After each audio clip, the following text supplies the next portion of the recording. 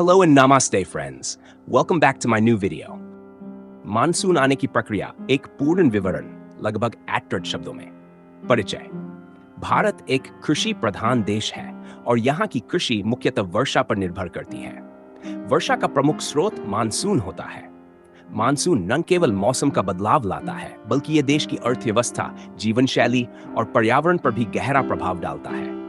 Monsoon शब्द अरबी शब्द मौसिम से आया है जिसका अर्थ होता है ऋतु या मौसम। मानसून की प्रक्रिया एक जटिल वैज्ञानिक प्रक्रिया है जो वायुमंडलीय दबाव, तापमान, जलवाष्प और समुद्री हवाओं की आपसी क्रिया से बनती है। मानसून क्या है? मानसून एक मौसमी पवन प्रणाली है जो वर्ष में 2 बार दिशा बदलती है, गर्मियों में समुद्र से भूमि की ओर और सर्दियों में भूमि से समुद्र की ओर।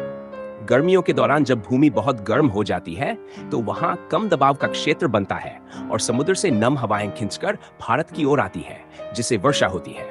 इसे ही दक्षिण पश्चिम मानसून कहा जाता है। मानसून आने की प्रक्रिया, स्टेप्स ऑफ मानसून फॉर्मेशन। 1. भूमि और समुद्र के तापमान में अंतर। गर्मियों के दौरान भारत की धरती तेजी से गर्म होती है जबकि आसपास के महासागर अपेक्षाकृत ठंडे रहते हैं। इससे भूमि पर कम दबाव और समुद्रों पर उच्च दबाव बनता है।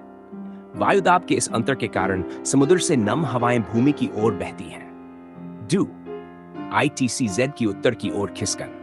भूमध्य रेखा के पास स्थित इंटरट्रॉपिकल कन्वर्जेंस जोन ITCZ गर्मियों में सूर्य के उत्तर की ओर जाने से भारत की ओर खिसक जाता है। यह वह क्षेत्र होता है जहां उत्तरी और दक्षिणी गोलार्ध की व्यापारिक हवाएं मिलती हैं और तीव्र वाष्पन के साथ भारी वर्षा होती है। इसके भारत की ओर खिसकने से मानसून सक्रिय होता है। हिंद महासागर से हवाओं का बहाव। जैसे ही भारत में कम दाब का क्षेत्र बनता है वैसे ही दक्षिणी हिंद महासागर और अरब सागर से दक्षिण पश्चिमी हवाएं भारत की ओर बढ़ती हैं। ये हवाएं नमी से भरपूर होती हैं। अरब सागर और बंगाल की खाड़ी की शाखाएं। भारत में मानसून 2 मुख्य शाखाओं में आता है। अरब सागर शाखा, ये पवन महाराष्ट्र, गुजरात, केरल, कर्नाटक होते हुए उत्तर पश्चिम भारत की ओर बढ़ती है। ये सबसे पहले केरल तट पर पहुंचती है, सामान्यतः 1 जून के आसपास। बंगाल की खाड़ी शाखा, यह हवाएं बंगाल की खाड़ी से उठकर पूर्वोत्तर भारत, पश्चिम बंगाल और उत्तर पूर्वी राज्यों में प्रवेश करती है, फिर धीरे धीरे उत्तर भारत की ओर बढ़ती है। 5. पर्वतीय बाधाओं का प्रभाव। मानसूनी हवाएं जब पश्चिमी घाट या हिमालय जैसे पहाड़ों से टकराती हैं तो उन्हें ऊपर उठना पड़ता है जिससे वायु का शीतलीकरण होता है और जलवाष्प संघनित होकर बारिश में परिवर्तित हो जाती है। इसे ओरोग्राफिक वर्षा कहते हैं। मानसून के चरण, फेजेस ऑफ मानसून। 1. पूर्व मानसून, प्री मानसून। मई के अंत तक भारत के कई हिस्सों में गर्म हवाएं चलने लगती हैं जिन्हें लू कहा जाता है। इस समय बादलों का निर्माण और गर्द चमक के साथ हल्की वर्षा होने लगती है। प्रवेश या आगमन, ऑनसेट। दक्षिण पश्चिम मानसून का आगमन केरल के तट से शुरू होता है, फिर धीरे धीरे उत्तर और उत्तर पश्चिम भारत की ओर बढ़ता है। पूरे देश में फैलने में इसे लगभग 1 महीना लगता है। 3. सक्रिय चरण, एक्ट फेज। मानसून पूरी तरह सक्रिय होता है और देश के अधिकांश भागों में भारी वर्षा होती है। खेती का कार्य इसी समय अधिक होता है।